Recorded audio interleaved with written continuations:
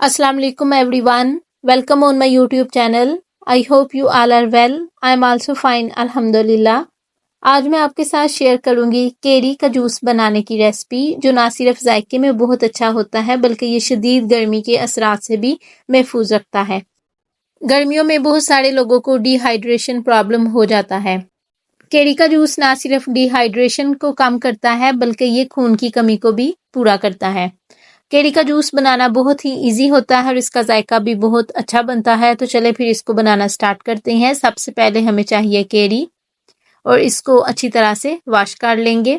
उसके बाद इसको पील ऑफ करेंगे। और इसी दौरान अगर आप मेरे चैनल पर नए हैं और मेरी रेसिपी को पहली बार देख रहे हैं तो मेरे चैनल को सब्सक्राइब कर दीजिए और उसके साथ ही बेल आइकन को भी प्रेस कर दीजिए, ताकि आपको मेरी आने वाली हर नई रेसिपी का नोटिफिकेशन चला जाए और आप मेरी हर रोज़ आने वाली रेसिपीज को देख लिया करें।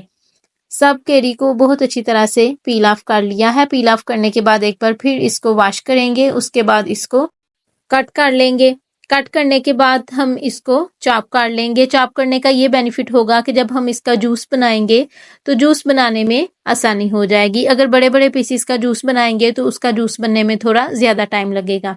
केरी को चॉप करने के बाद इसको एक ब्लेंडर में ऐड करेंगे। उसके बाद इसमें ऐड करेंगे 1 टीस्पून काला नमक, जो कि जूस को बहुत ही अच्छा फ्लेवर देगा।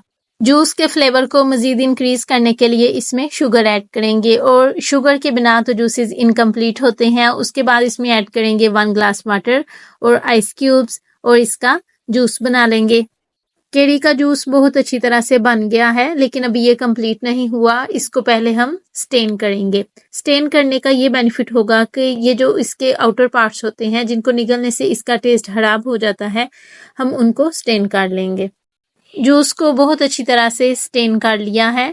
अब ग्लासेस में आइस क्यूब्स ऐड करेंगे। उसके बाद इसमें केरी का जूस ऐड कर देंगे और हमारा बहुत ही रिफ्रेशिंग और बहुत ही ज़्यादा जायकेदार केरी का जूस तैयार हो गया है।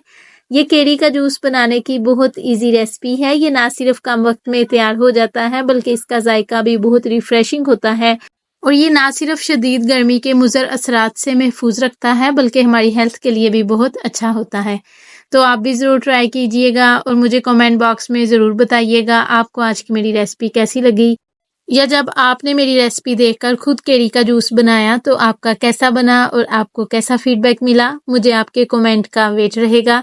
अगर आपको मेरी आज की रेसिपी अच्छी लगे तो इसे लाइक और अपने फ्रेंड्स के साथ भी ज़रूर शेयर कीजिएगा। जब आप रेसिपी को लाइक करते हैं या चैनल को सब्सक्राइब करते हैं तो हमें ऐसा लगता है जो हमने इस रेसिपी को बनाने के लिए मेहनत की थी, हमें उसका फल मिल गया है। See you soon and take care of yourself. Allah हाफिज़।